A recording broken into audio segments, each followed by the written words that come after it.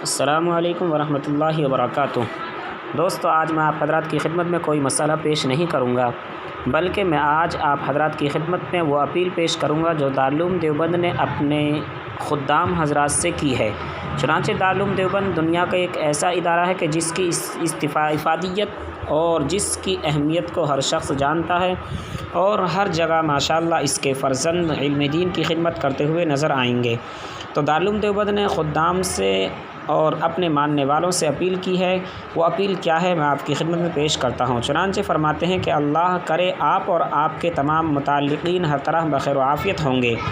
اس تحریر کے ذریعے ہم خدام دارالعلوم دیوبند سب سے پہلے تو جناب کا شکریہ ادا کرتے ہیں کہ آپ ہر سال اپنا گراں قدر تعاون پیش فرما کر ملت اسلامیہ کی عظیم ترین امانت دارالعلوم دیوبند کی خدمت میں حصہ لیتے ہیں۔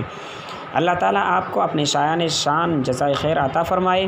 اس کے بعد یہ عرض ہے کہ کرونا وائرس اور اس کی وجہ سے لاک ڈاؤن کی موجودہ صورتحال کے پیش نظر اس وقت ظاہری اسباب میں اس بات کا کوئی امکان نہیں ہے کہ ہمارے سفیر حسب معمول ماہ رمضان المبارک میں آپ کی خدمت میں پہنچ سکیں، جبکہ ادارے کی ضروریات حسب سابق ہیں بلکہ کچھ بڑھی ہوئی ہیں، اس لیے کہ بجٹ بھی 39 کروڑ کے قریب ہے، اور ایک اضافی خرچ یہ سامنے آ گیا کہ ملک میں لاک ڈاؤن اچانک ہونے کی وجہ سے تمام طلباء کی وطن واپسی ممکن نہیں ہو سکی۔ چنانچہ تقریباً 2000 طلباء اس تعطیل کے زمانے میں دارالعلوم ہی میں مقیم ہیں۔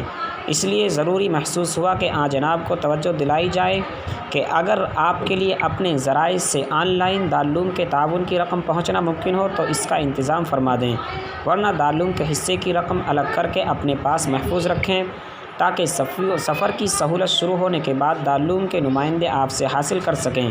آپ کے سابقہ ہمدردانہ طرز عمل کے پیش نظر یقین ہے کہ ان گزارشات پر پوری ذمہ داری کے ساتھ توجہ فرمائیں گے۔ ہم دعا کرتے ہیں کہ اللہ رب العزت آپ کو جزائے خیر عطا فرمائے اور کاروبار میں لاک ڈاؤن کی وجہ سے ہونے والے نقصان کی تلافی مزید برکتوں کے ساتھ فرما دے۔ اللہ تعالی ہم سب کو عمل کی توفیق عطا فرمائے۔